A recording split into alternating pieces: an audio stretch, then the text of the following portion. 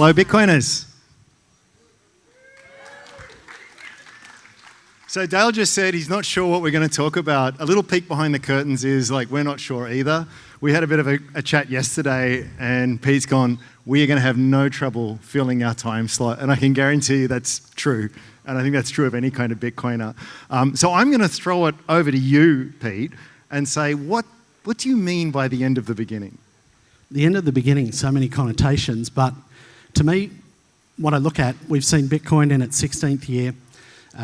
It survived up until this point in time. It was a hobby project started by one person. Then it's grown into something that has been adopted by the world.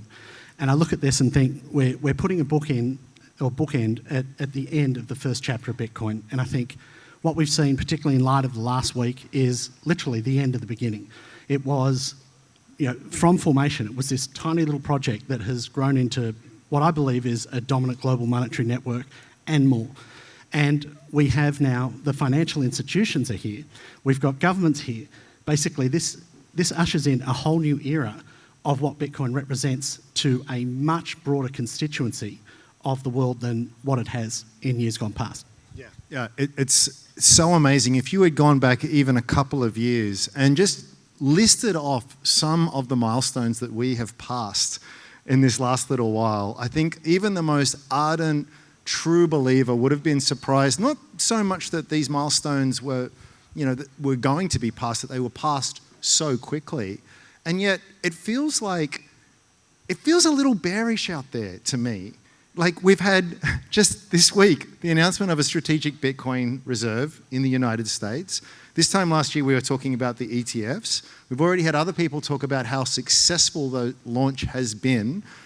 The price is below the most recent all-time high, but take it from me, the price is always below the most recent all-time high. I think statistically, it's something like 98% of the time. It was true for Amazon, it was true for any of these major stocks. It's always the case.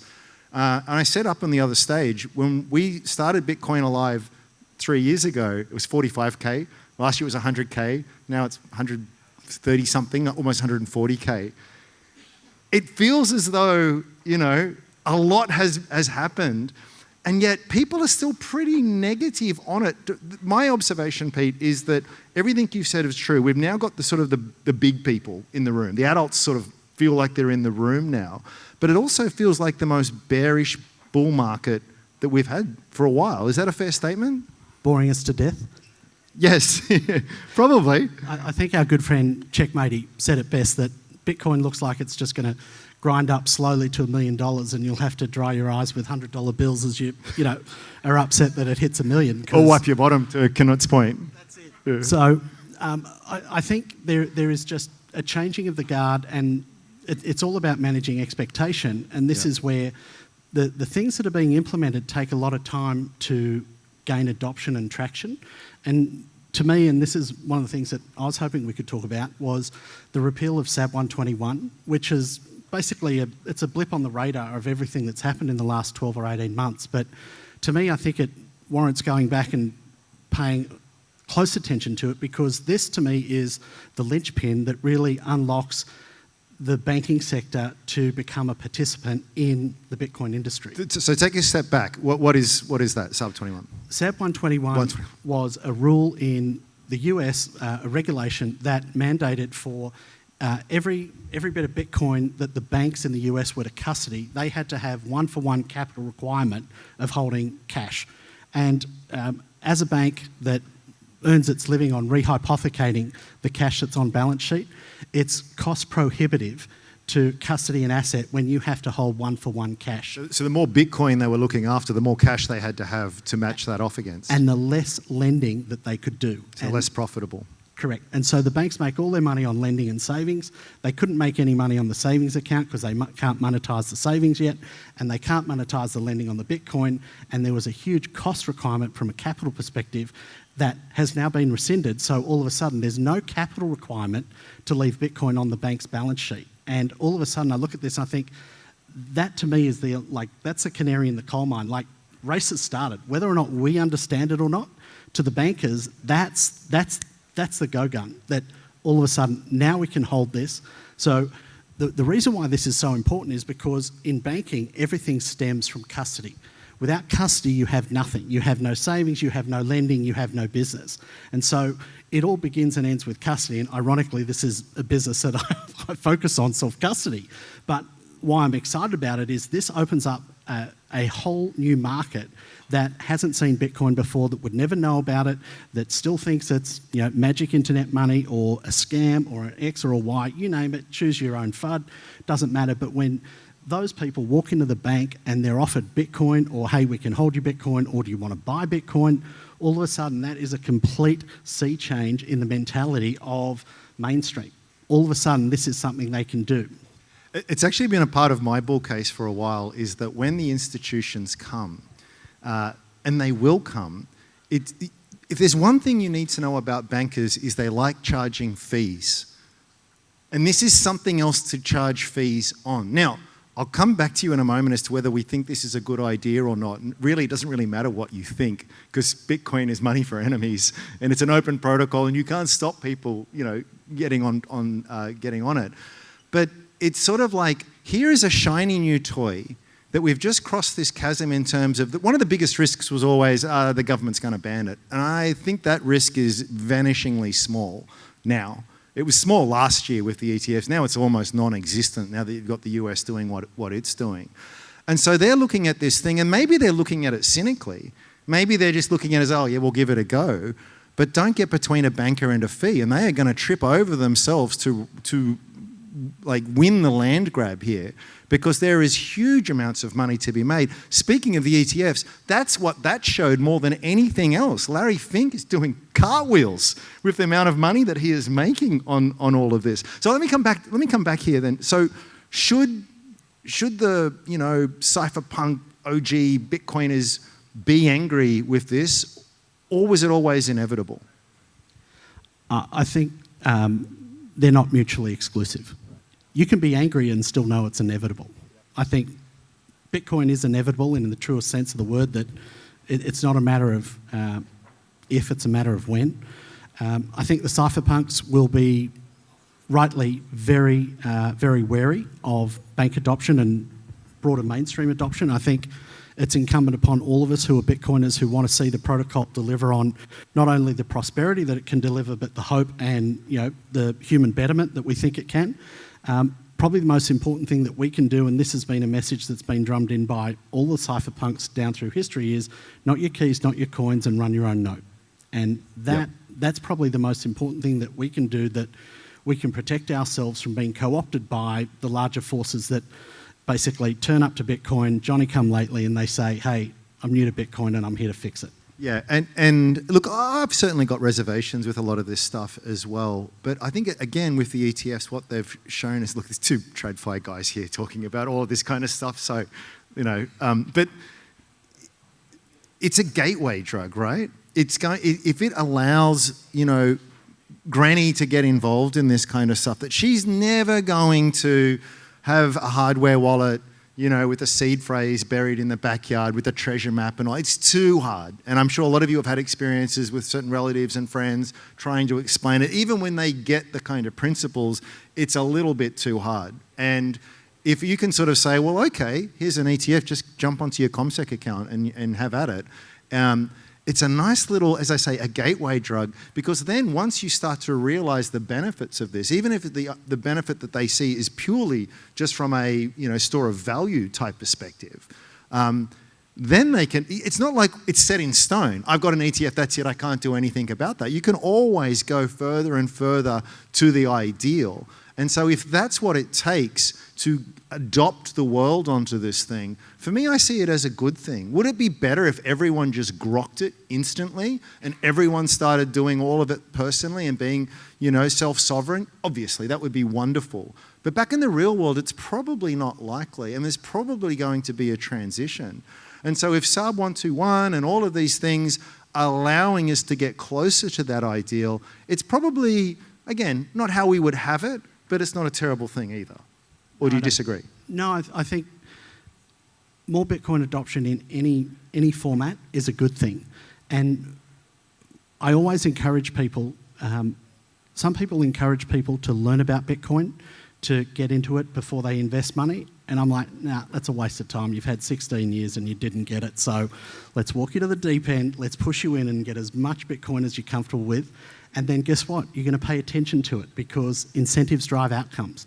And when someone's invested in it, they're going to learn about it. And this is where I look at all of the geopolitical machinations that are happening in the world at the moment and the talk of the ETFs being able to create in-kind redemptions. And I just want to have a shout out to Jeff Yu with his monochrome product in Australia, which is the first in the world to have in-kind deposits and redemptions from an ETF, a Bitcoin ETF, that's world leading. My hope is that the BlackRock ETFs and the rest of the world, they have by default an in-kind redemption, which allows people to take their Bitcoin out of it.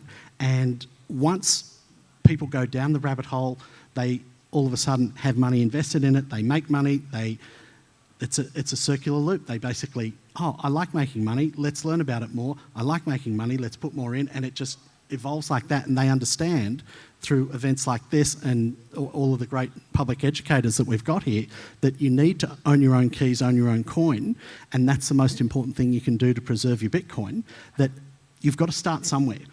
And then the evolution of a Bitcoiner ends up with someone salty running their own node and managing their own keys and coins. But everyone starts somewhere. So as long as there are more entry points into this, it's an inevitable rabbit hole that has a gravitational pull to the bottom.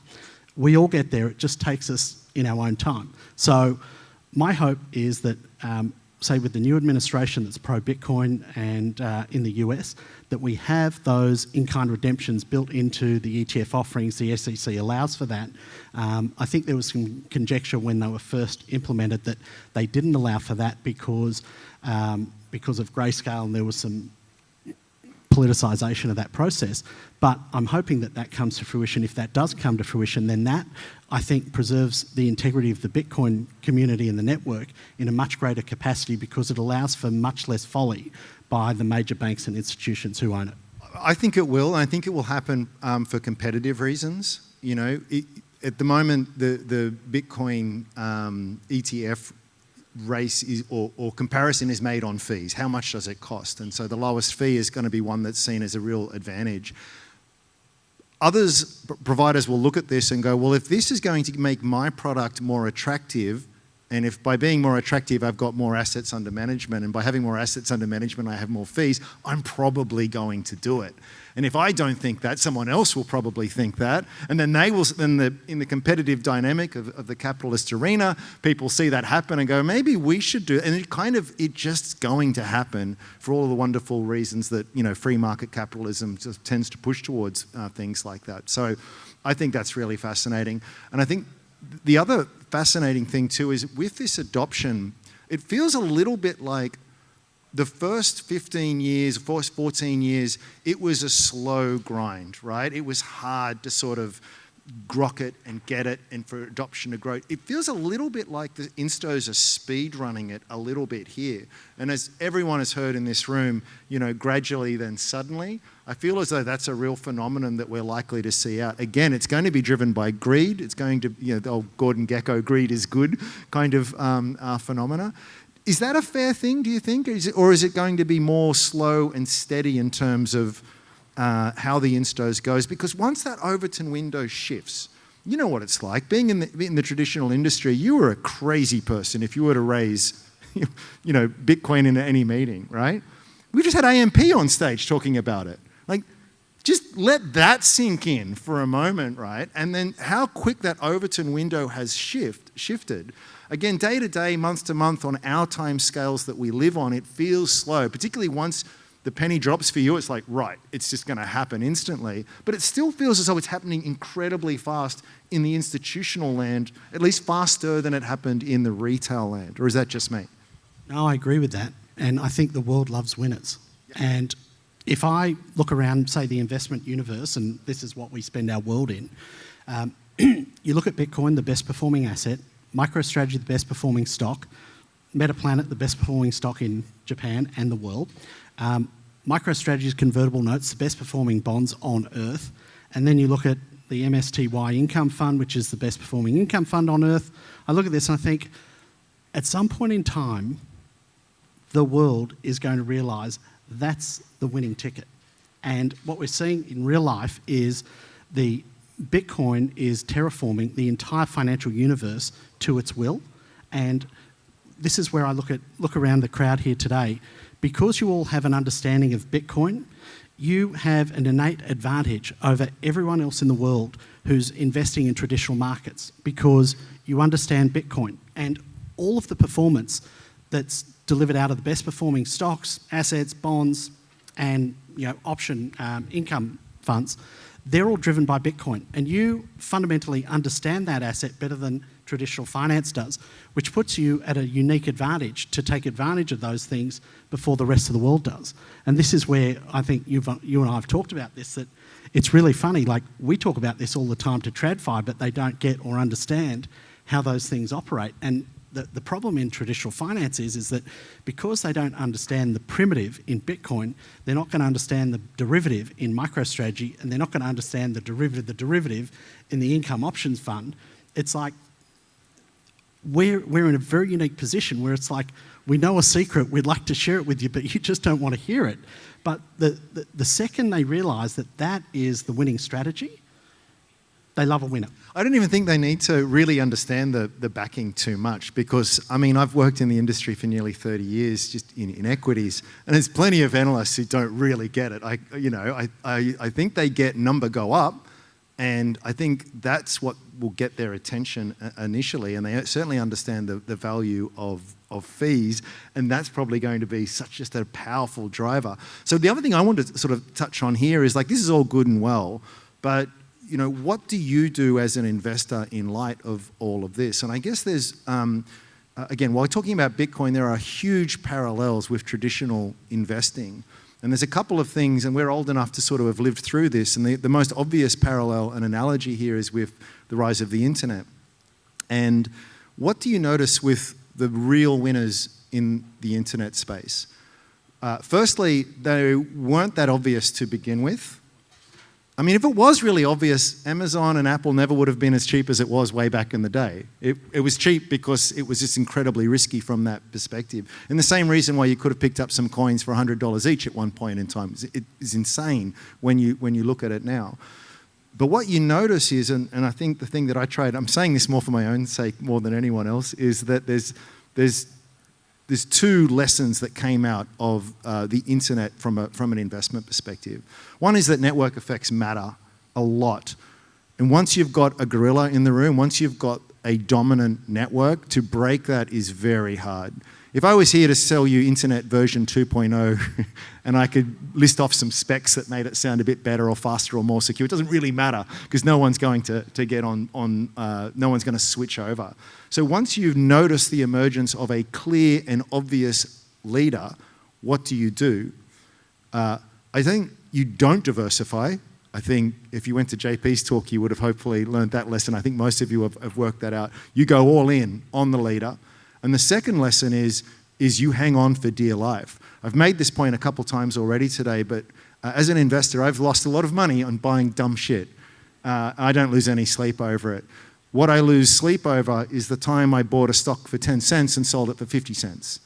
That's what's going to really kill you longer term. So what I'm really saying here is that what does NVIDIA tell us? What does Apple tell us? What do all of these stocks tell us? Is that they don't go up in a straight line. They spend most of their time below a previous all-time high, but winners keep on winning. And the people who really did well out of those investments are the people who just sat on it.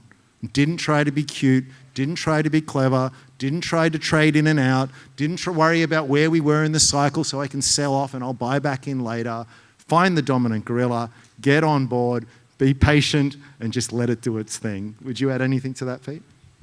I think the world's greatest short trader of all time said the money was made in the sitting, right? It's not in the buying or selling, it's the sitting. So true. And that's the hardest part, because it's really boring. For most of the time, things are going sideways or nowhere, and then you have these fits of euphoria and then depression. And it's very difficult managing emotions through that, but understanding, and this is where I spend a lot of my time, is thinking, how is this network going to be built out? What are the capital requirements that this is going to support? And I think this capital network, or the amount of capital that Bitcoin can hold, is infinitely larger than we can comprehend. We've got a debt-based system that is under-collateralised. There's literally no collateral there. It's just fairy dust, fugazi. And the only viable asset that I can see to fill the void of collateral that we're lacking is Bitcoin. Because for $1 into Bitcoin, you get an exorbitant return of equity. Much less in shares, much less in stocks, and zero in bonds. And the difference with shares is that there can be something with an incredible future that everyone's very positive about, but it's always going to be grounded ultimately by some earnings or by some cash flow. You know, you can point to me the best company in the world. I'm not going to pay 10,000 time earnings for that business, no matter how exciting the times are and the opportunity is. I'm never going to make a return on that longer term. Bitcoin flips that around. And we touched on this, I think, the first time that we chatted on stage, which is kind of a bit of a mind blow. It is for me anyway. Whereas that the more it goes up, the better the value, which flips everything on its head. How does that make sense? Well, the higher at a $2 trillion market cap, we're now at a stage where very large companies can store their entire balance sheets on this protocol. If it was $1 per coin and was $21 million market cap, you can't do it. It's just, it doesn't have the economic weight. It cannot carry the same economic weight. In other words, the protocol, the network gets more valuable. I think you were the one who pointed out there's a term for this, and it's called a Veblen good, right? Has anyone heard the term before? It's this weird economic thing where the value goes up, the more the price goes up. It's usually referenced in regard to like luxury handbags and these kinds of things. You know, if it's $10,000 handbag, it must be really good and therefore I must really, really want it. In Bitcoin, it is absolutely true. So you don't have this anchor of earnings. And often, you know, when people are new to this thing, they go, it doesn't have any cash flow, like it's a negative. And you've got to flip that around. So although it feels as though at the price that we are at today and at the level of adoption that we are at today, it's still so insanely early, and it's still only going to get more and more and more valuable as it goes up. Which kind of just blows my mind. I don't know what my question to you is on the back of that, other than, holy shit, is it just me or is it... Well, you raise a really interesting point that I'm just thinking, when you said there's no cash flow to it.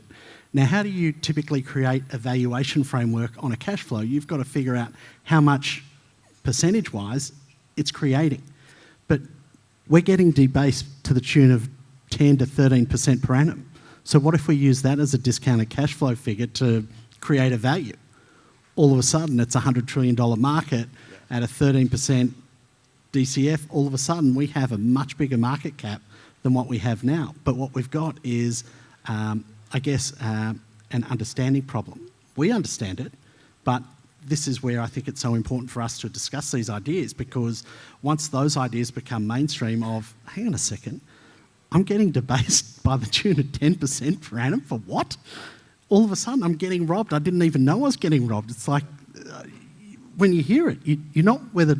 I don't know whether to slap you for, like, telling me I've just been robbed, or thank you for telling me that someone's just taken $10 from me. Right.